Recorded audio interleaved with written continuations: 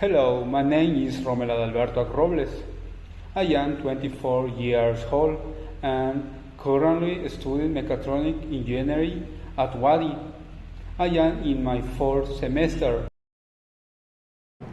Many buses in Merida are or are not well maintained.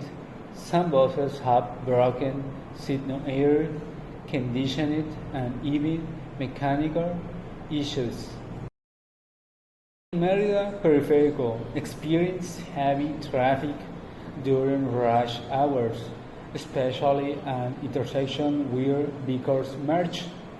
This leads to slower traffic and long delays, making commute more time consuming.